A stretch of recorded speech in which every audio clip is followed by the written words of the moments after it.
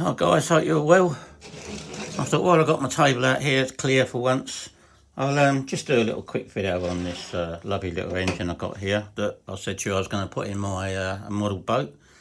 It's going to be a slow plodder thing, you know, because of the tick over and stuff like that. But it's just a cracking little engine, and it's just got something about it where you can sit and watch it all day. I'll start it up on tick over and then a little run through, and I'll have a chat about what I think could be done to it just to improve it a little bit, you know. So let's just see if it'll go.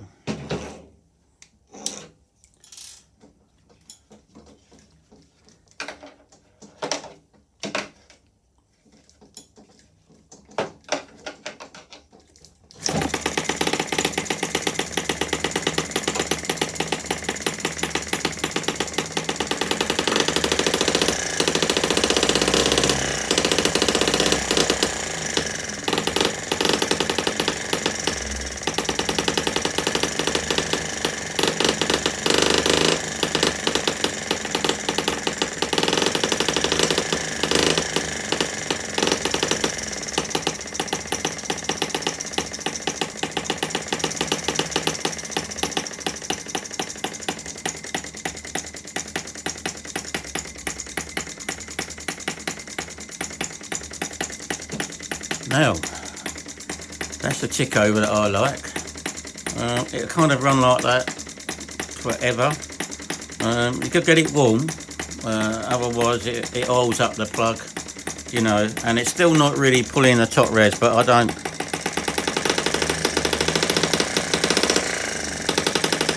I mean, it's not going to be a powerhouse engine, it's just to pop around the lake. And when you think you've still got a bit more running in to do, you've got to get the compression up a little bit. It's just a lovely little thing, you know, and the tick over can come down.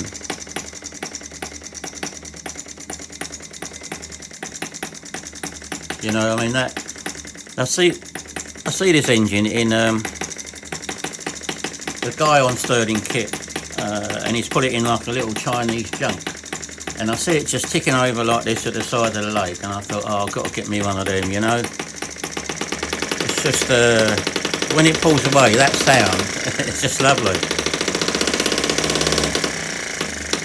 And when it, on the run down, you think it's going to stop, but it doesn't, it just starts picking up again. Isn't that lovely?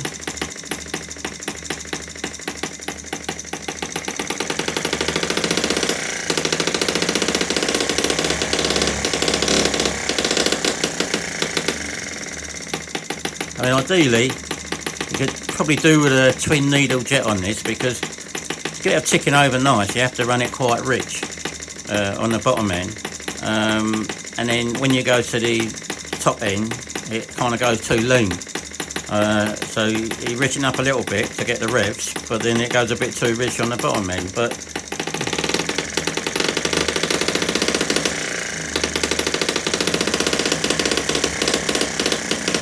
it just missed by a little bit. Now I can lean that out a little bit and I can get that to sort of rev really high, but then when it comes on tick over, it will stop. I mean, there's no load on it. I suppose when I get a bit of a load on it, it's going to change. But we'll switch it off now, guys, and just have a little bit of a chat about what I think. Okay. Now, one of the first things for this engine is the crankshaft and the liner is splash fed. Now, it tells you, I put this little nipper on myself, but there wasn't anything on there. I don't know if you can see it a bit. Okay, I put this on myself just to get the oil in there without having to undo all these bolts. There's 6 bolts. But they tell you to put in 4 millilitres of oil, and if you do that, you're going to fill this engine kind of up to there. Now what happens is, I mean, it's running quite clean now, but it sucks the oil up. It's too much, and it sucks the oil up the bore, and it fouls the plug. You know, because it runs quite rich anyway, and the excess oil just comes up the bore, and it will stop the engine. And the only way to get rid of it is to sort of wash it all out, put it back together again with not as much oil. Now, inside there, the crankshaft spins and the connecting rod comes down and it dips into a well. There's like a cutout in the bottom of that, and it's like a little well. So long as you've got oil in that well, it's going to be okay. So what I do is I fill mine up. I mean, it's a shame I've not got sight glass or something like that on here. It would be so nice if you had a little glass to see what the oil's doing.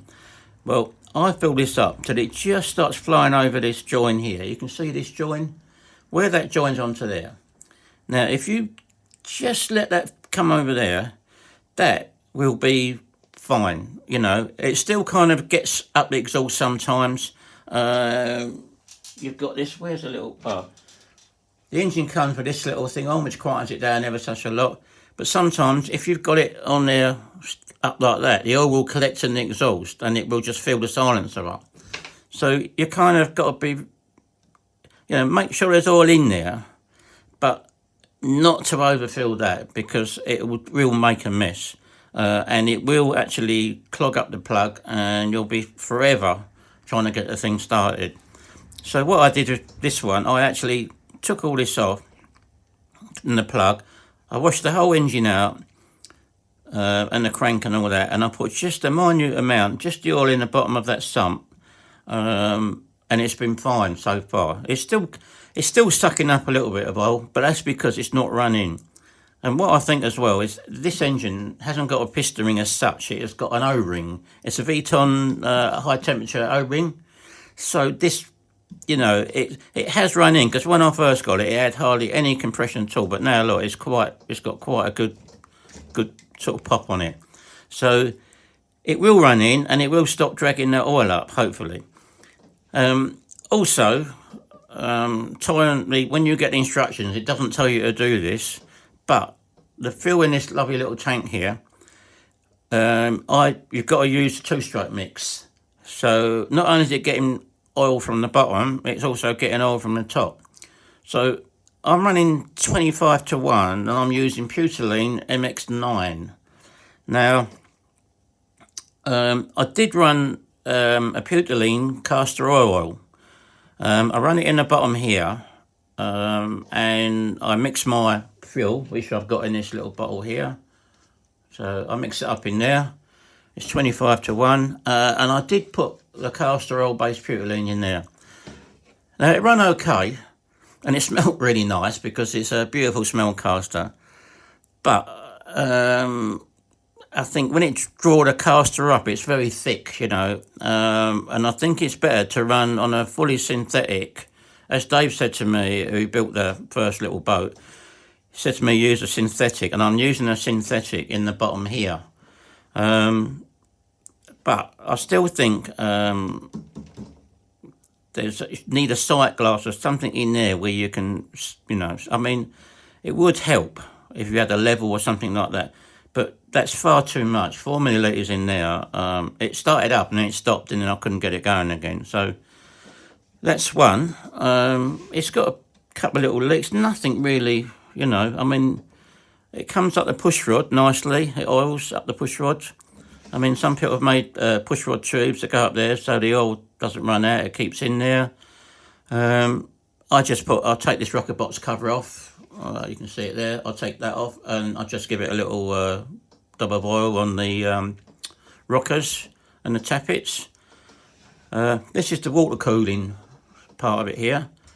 And I've got two little syringes. One that I mix me oil and fuel up with, and I've got another little one I put the water in with. Now I use deionised water.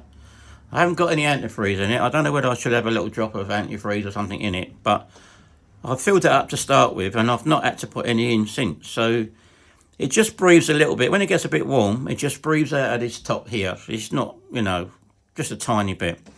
And you also get sometimes a little bit of fuel come out. When you choke it, when you first start it sometimes, give it a couple of pulls with the finger over the choke and wide open throttle. Shut it all down. And if it don't start, don't keep trying to choke it. Just screw the needle right in, which I do, and cut the pulls and it'll pop, and then screw it out again and she'll go away again. But it does get rich and it will hold the plug up. Now the next big thing which I need to address is this cable. Now this cable here is not a coaxial cable. It's not suppressed in any way. and you put any radio control near it and it will go crazy. David had it in his boat, and I know I've got to change that because I've got a couple of Italian Campaccioni cars, and I've had problems with them with having to replace these leads.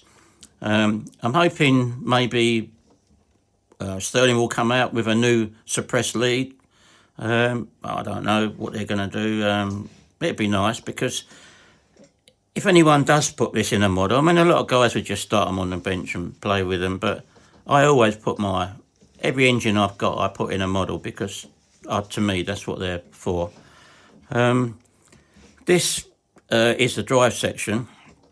So obviously put a little hexagon or a drive coupling in there of some descript.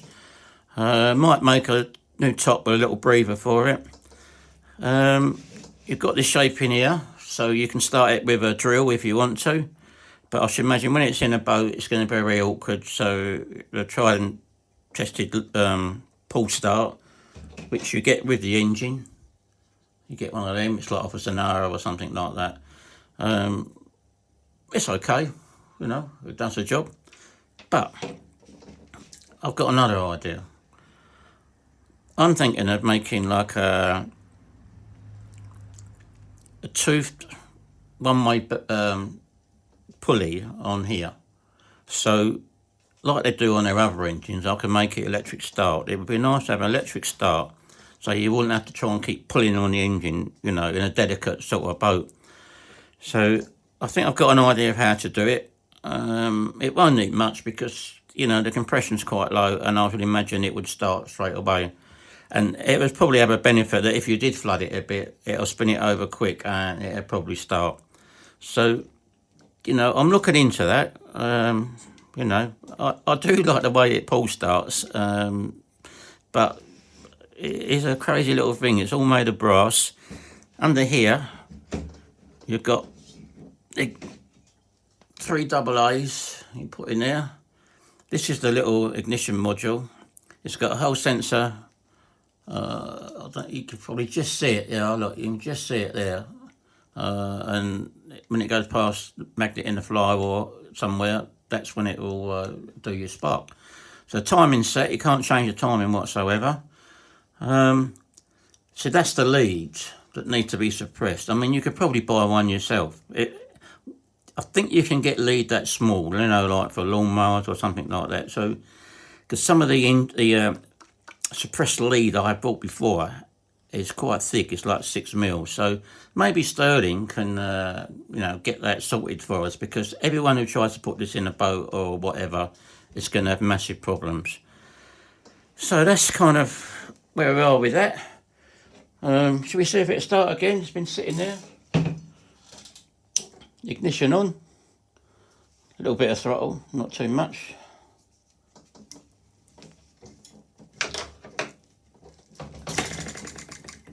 Oh dear.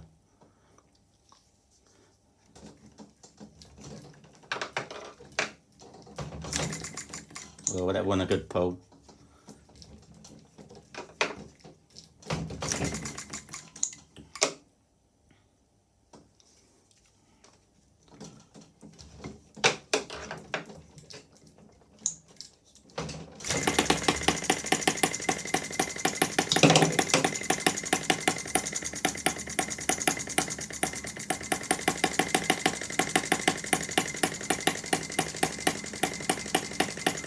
Well, there you go. Couple of pulls and away she goes. That sound nice?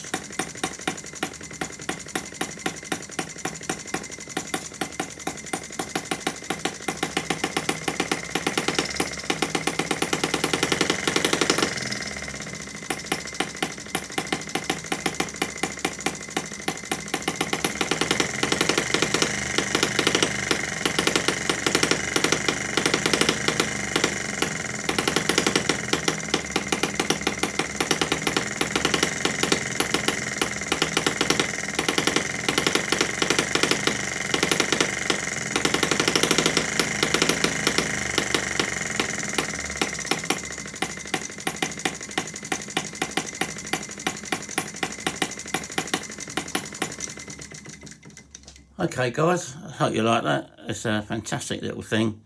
And I hope to see you in the next one. When I get the hole, and we'll start trying to fit this thing in, and maybe make the electric start for it. So cheers for watching guys, and I'll see you in the next video.